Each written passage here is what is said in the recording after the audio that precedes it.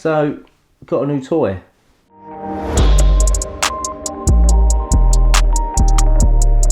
Neewer reached out to me recently and asked if I could do a review on one of their products. So I was like, yeah, cool, like, I could actually do with a monopod. So they sent me this, which I immediately took out to do a completely non-scientific test with my main man, AIDEN.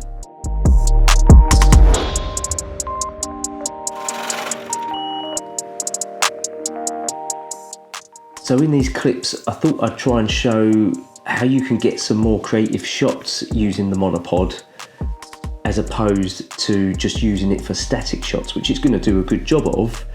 But I just thought it'd be more fun to try and show how it can be used a little bit almost like a Glidecam, and how to do some nice kind of reveal shots, some nice push-in shots, pulling out shots, which it seems to do a pretty good job of.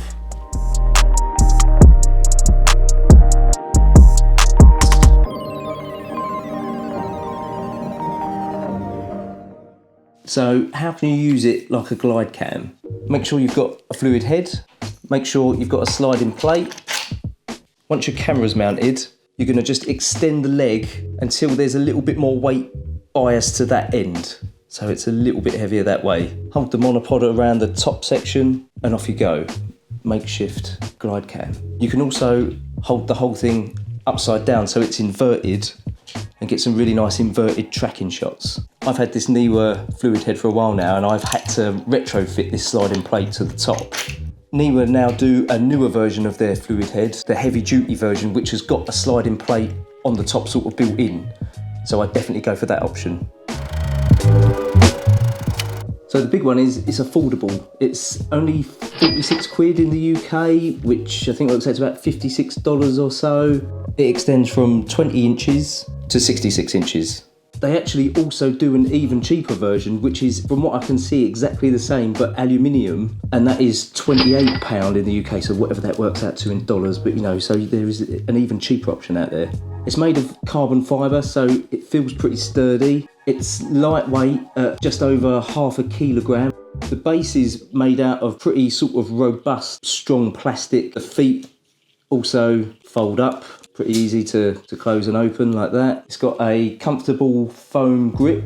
It's got a hand strap, which just makes things a little bit more secure. If you couple it with a fluid head, you're going to get some really nice, steady, fluid footage. It folds down to just 50 centimetres. Comes with a little handy drawstring case.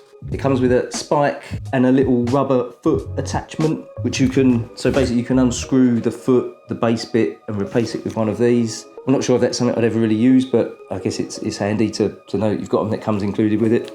It's also much more manoeuvrable than like a typical tripod, and it takes up like a much smaller footprint. So it's perfect for kind of, you know, like event videography, weddings, documentaries, all that kind of stuff.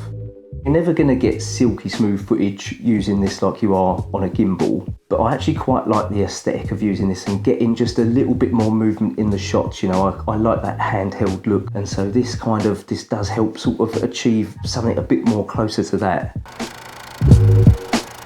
So, full disclosure, Neewer did send me this monopod, but I can say what I like about it. I've actually got loads of Neewer gear that I've bought myself over the last couple of years. I've got their lights, their LED lights, light stands, tripods, loads of bits and pieces, and it's all lasted really well. Like, I mean, I use it all still now. I use it for this home stuff, I use it for paid gigs, and none of it's ever failed me. The same as most of their other gear, this looks like it's built to last. If it falls apart on me in the next week, I'll let you know, but like, I've already been out and used it a few times. I think this will probably become a fairly important part of my gear that I'll take out and use on jobs and stuff, you know. You've only got to look around on YouTube and see all like the big YouTubers like Peter McKinnon will all bang on about the importance of having a monopod. And if, like me, you don't want to spend the earth, because let's be honest, this is not the cheapest of hobbies, then this is a pretty solid option.